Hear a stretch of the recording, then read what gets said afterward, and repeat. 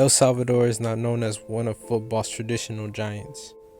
Indeed, its biggest claim to fame was involved with tragedy, participating in the football war against Honduras in a short, bloody conflict in 1969 that was sparked following rioting during a World Cup qualifier between the two nations. However, the Central American nation can point to one unforgettable talent in order to preserve its pedigree in the sport. And that talent was known as Mágico González. Born as Jorge Alberto González Barillas, born in the 13th of March 1958, popularly known as El Mágico, or the Magical One, is a Salvadorian former footballer who mainly played as a forward. Born in San Salvador, González began his professional career in 1975, representing Antel and Independiente FC, over 2 seasons before moving to Club Deportivo FAS in the Salvadorian Primera División. While playing in El Salvador, González became known as El Mago, or the Magician, but later, upon transferring to Spain, his nickname was slightly changed to Mágico, which is the Magical One. González was born in a family of modest means in the Luz neighborhood of San Salvador. One of 7 brothers and only 1 sister, his brother Mauricio González Pacín was a footballer who also was well known in the local level. Mágico González was described as a slender, highly creative forward with superb ball control and technical ability and dribbling skills. González was also well known for his quick feet, use of tricks and feints, including the flip-flop, the Cruyff turn, and the step-over, as well as his accuracy with the ball and speed in possession. However, his talent was overshadowed by his questionable behavior off the pitch. He was widely considered the greatest Salvadorian football player of all time, as well as one of the best Latin American footballers in the history of the game. In 2000, he was named the Player of the Century. A versatile forward, González was capable of playing both as a winger and as a second striker, but also developed as a center forward and as a playmaker in the number 10 role, or even as a midfielder in some occasions. He often wore the number 11 shirt. His playing style served as an inspiration for Diego Armando Maradona, who was a strange admirer of the Salvadorian, describing him as one of the 10 best players he'd ever seen, and even stating, "We, in training, always tried to imitate him, but we couldn't."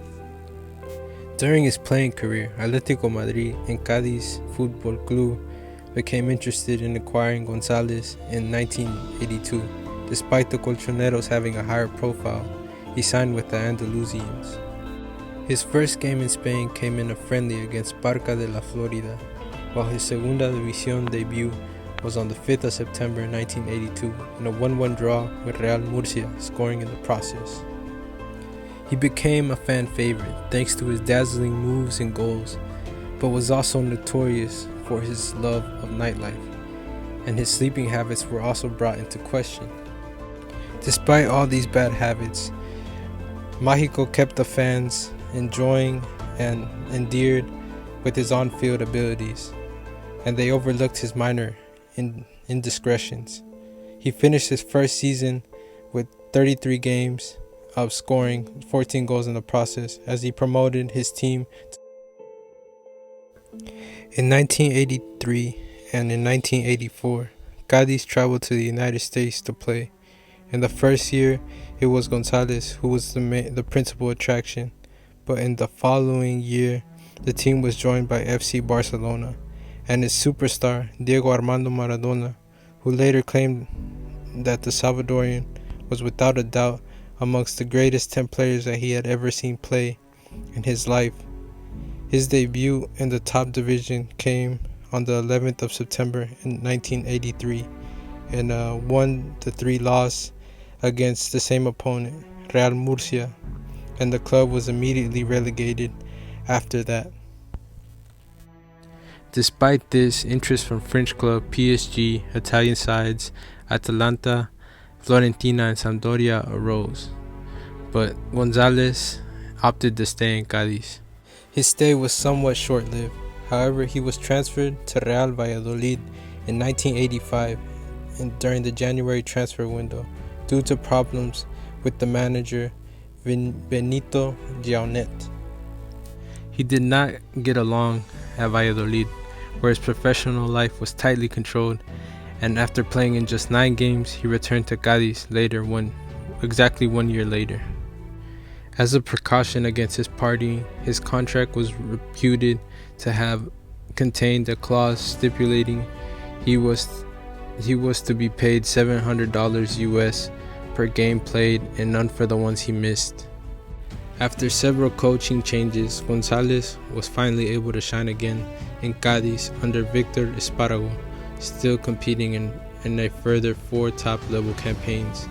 In all, he scored 58 goals in 194 league games for the club until his departure, which was on June 6, 1991, at age 33.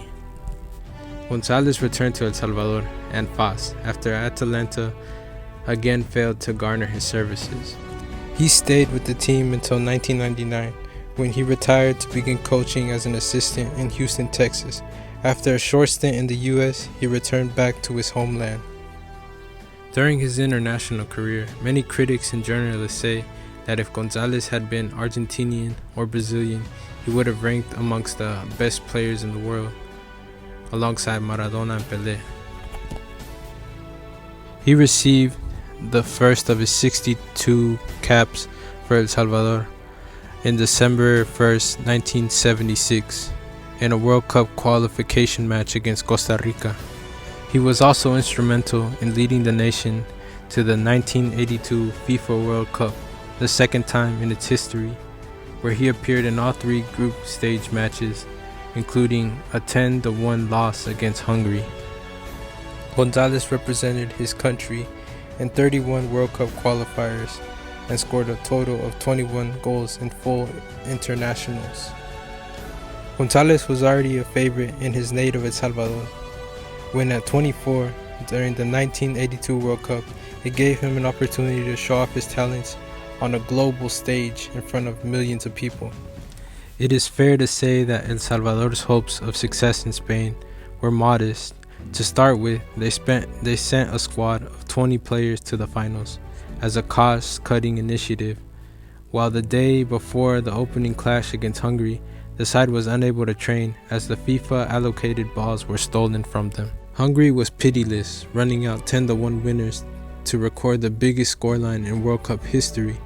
Following this first shock, however, El Salvador pulled themselves together, and they lost just 1-0 and 2-0 to Belgium and the reigning champs Argentina, respectively. Despite those adverse results, El Mágico had shown enough of his amazing dribbling and superb technique to gain a host of admirers, with the likes of Atletico Madrid, PSG, and NASL's Los Angeles Aztecs all interested in his services. PSG had come in with a huge offer after being dazzled by his quick feet during a pre-World Cup friendly, but they were left disappointed when González failed to show up to sign his contract that he had agreed with PSG before the friendly. It was ultimately Cádiz, back in Spain's second division after just 1 season among the elite, who won the race for González's signature. There was born a love affection that would last almost a decade.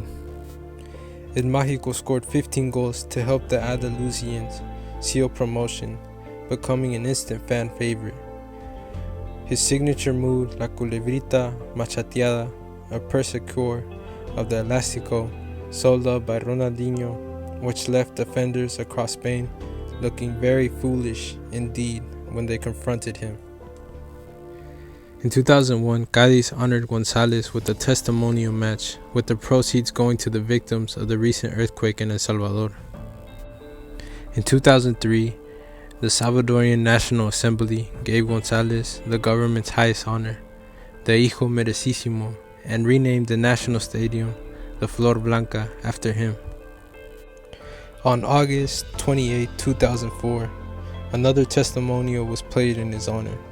This time it was in El Salvador, at El Mágico González Stadium, between America Once, a group of international stars, and a team made up of ex-FAS players. He played a half with either side, and he scored a total of 3 goals during this testimonial match. El Mágico is really beloved by the Salvadoran community, which is abroad, that could be living in the States or could be living in different countries around the world. And even though he's not as well known as many of the superstars that I mentioned before, as Diego Armando Maradona or Pelé or any of the big stars during his time, he is well beloved, and he's also beloved in the city of Cadiz, where he spent at least a decade of his playing career playing there, and where they enjoyed a lot of his magical abilities. But to the Salvadorian people, he's an idol, and he's especially one of the best talents that they have ever produced. And with the likes of Diego Armando Maradona adoring him like he did, to me, he's a huge honor. I'm Salvadorian, and I like that there's someone like him out there. Hopefully, maybe in the future, he'll get a FIFA card. I don't know what it would be. I don't even know if FIFA knows him. If FIFA the game is what I meant. But to me, it's great to have someone to look up to. It's great to have someone that's Salvadorian, that's known around the world, and especially beloved in the little city in Cadiz. And it's great to see that there's Salvadorian people in the world that can do great things and not just be gang members and doing all these things that give the Salvadorian people a bad rep. But this was my story. This is what I had to say about Mágico González. I hope you liked the video. Like and subscribe.